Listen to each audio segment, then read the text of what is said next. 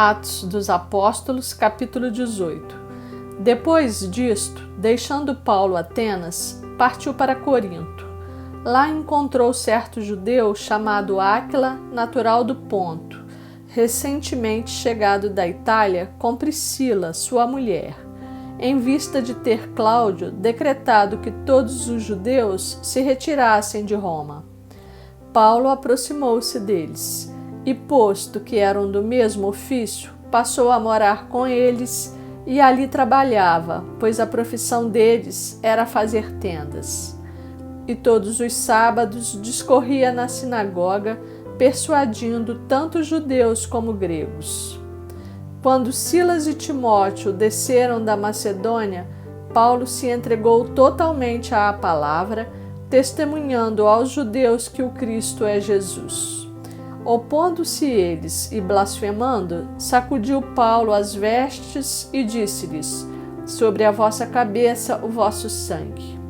Eu dele estou limpo, e desde agora vou para os gentios.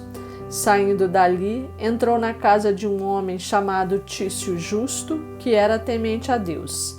A casa era contígua à sinagoga, mas Crispo, o principal da sinagoga, creu no Senhor com toda a sua casa. Também muitos dos coríntios, ouvindo, criam e eram batizados. Teve Paulo durante a noite uma visão em que o Senhor lhe disse: não temas, pelo contrário, fala e não te cales, porquanto eu estou contigo e ninguém ousará fazer-te mal, pois tenho muito povo nesta cidade. E ali permaneceu 1 ano e 6 meses, ensinando entre eles a palavra de Deus. Quando, porém, Galho era procônsul da Acaia, levantaram-se os judeus concordemente contra Paulo e o levaram ao tribunal, dizendo: este persuade os homens a adorar a Deus por modo contrário à lei. Ia Paulo falar, quando Galho declarou aos judeus: se fosse com efeito alguma injustiça ou crime da maior gravidade, ó judeus, de razão seria atender-vos. Mas se é questão de palavra, de nomes e da vossa lei, tratai disso vós mesmos. Eu não quero ser juiz dessas coisas. E os expulsou do tribunal. Então todos agarraram Sóstenes, o principal da sinagoga, e o espancavam diante do tribunal. Galho, todavia, não se incomodava com estas coisas. Mas Paulo, havendo permanecido ali havia muitos dias, por fim, despedindo-se dos irmãos, navegou para a Síria, levando em sua companhia Priscila e Áquila, depois de ter raspado a cabeça em Cencreia, porque tomara voto. Chegados a Éfeso, deixou-os ali. Ele, porém, entrando na sinagoga, pregava aos judeus. Rogando-lhe eles que permanecesse ali mais algum tempo, não acedeu. Mas despedindo-se, disse: se Deus quiser, voltarei para vós outros. E embarcando, partiu de Éfeso. Chegando a Cesareia, desembarcou, subindo a Jerusalém, e tendo saudado a igreja, desceu para Antioquia. Havendo passado ali algum tempo, saiu, atravessando sucessivamente a região da Galácia e Frígia, confirmando todos os discípulos. Nesse meio tempo, chegou a Éfeso um judeu, natural de Alexandria, chamado Apolo, homem eloquente e poderoso nas Escrituras. Era ele instruído no caminho do Senhor, e sendo fervoroso de espírito, falava e ensinava com precisão a respeito de Jesus, conhecendo apenas o batismo de João. Ele, pois, começou a falar ousadamente na sinagoga. Ouvindo-o, porém, Priscila e Áquila tomaram-no consigo e com mais exatidão lhe expuseram o caminho de Deus. Querendo ele percorrer a Acaia, animaram-no os irmãos e escreveram aos discípulos para o receberem. Tendo chegado, auxiliou muito aqueles que, mediante a graça, haviam crido, porque com grande poder convencia publicamente os judeus, provando, por meio das Escrituras, que o Cristo é Jesus.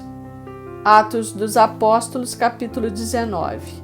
Aconteceu que, estando Apolo em Corinto, Paulo, tendo passado pelas regiões mais altas, chegou a Éfeso e, achando ali alguns discípulos, perguntou-lhes: Recebestes, porventura, o Espírito Santo quando crestes? Ao que lhe responderam: Pelo contrário, nem mesmo ouvimos que existe o Espírito Santo. Então Paulo perguntou: Em que, pois, fostes batizados?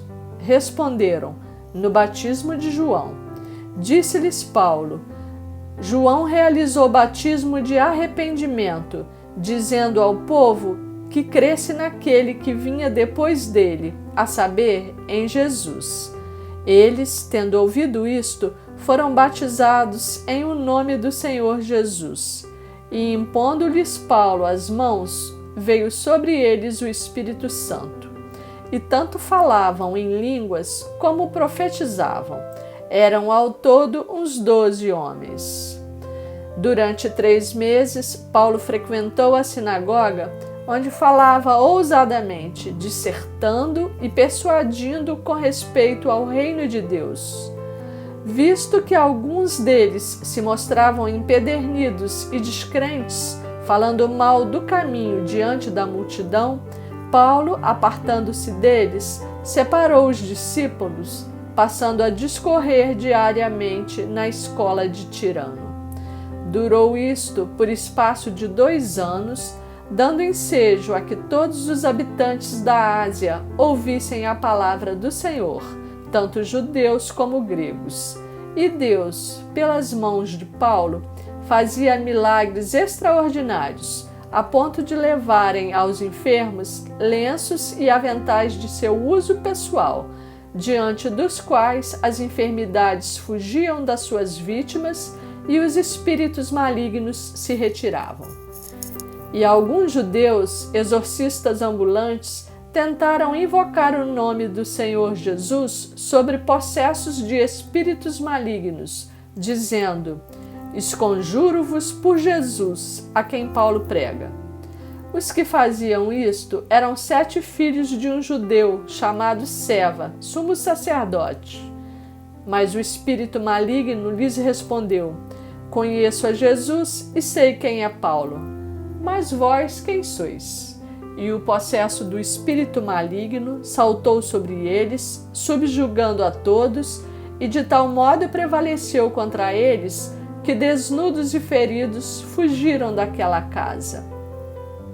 Chegou este fato ao conhecimento de todos, assim judeus como gregos, habitantes de Éfeso. Veio temor sobre todos eles, e o nome do Senhor Jesus era engrandecido. Muitos dos que creram vieram confessando e denunciando publicamente as suas próprias obras. Também muitos dos que haviam praticado artes mágicas, reunindo seus livros, os queimaram diante de todos. Calculados os seus preços, achou-se que montavam a 50.000 denários. Assim, a palavra do Senhor crescia e prevalecia poderosamente.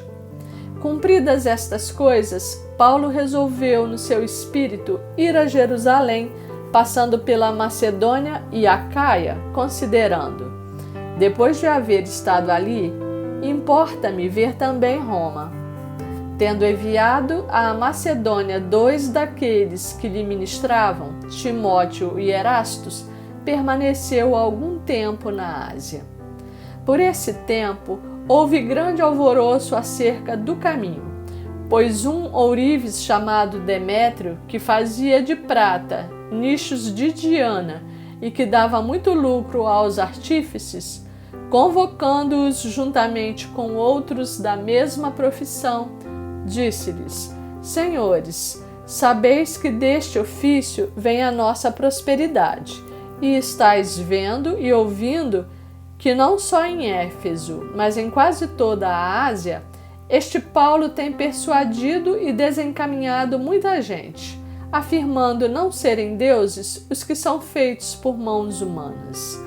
Não somente há o perigo de a nossa profissão cair em descrédito, como também o de o próprio templo da grande deusa Diana ser estimado em nada e ser mesmo destruída a majestade daquela que toda a Ásia e o mundo adoram. Ouvindo isto, encheram-se de furor e clamavam: Grande é a Diana dos Efésios. Foi a cidade tomada de confusão, e todos, a uma, arremeteram para o teatro, arrebatando os macedônios Gaio e Aristarco, companheiros de Paulo. Querendo este apresentar-se ao povo, não lhe permitiram os discípulos. Também as iarcas, que eram amigos de Paulo, mandaram rogar-lhe que não se arriscasse indo ao teatro. Uns, pois, gritavam de uma forma, outros de outra, porque a assembleia caíra em confusão. E na sua maior parte nem sabiam por que motivo estavam reunidos. Então tiraram Alexandre dentre a multidão, impelindo os judeus para a frente. Este, acenando com a mão, queria falar ao povo. Quando, porém, reconheceram que ele era judeu, todos, a uma voz, gritaram por espaço de quase 2 horas: Grande é a Diana dos Efésios. O escrivão da cidade, tendo apaziguado o povo, disse: Senhores Efésios, quem porventura não sabe que a cidade de Éfeso é a guardiã do templo da grande Diana e da imagem que caiu de Júpiter? Ora, não podendo isto ser contraditado, convém que vos mantenhais calmos e nada façais precipitadamente, porque estes homens que aqui trouxestes não são sacrílegos, nem blasfemam contra a nossa deusa. Portanto, se Demétrio e os artífices que o acompanham têm alguma queixa contra alguém, há audiências e procônsules, que se acusem uns aos outros. Mas se alguma outra coisa pleiteais, será decidida em assembleia regular, porque também corremos perigo de que por hoje sejamos acusados de sedição, não havendo motivo algum que possamos alegar para justificar este ajuntamento. E havendo dito isto, dissolveu a assembleia.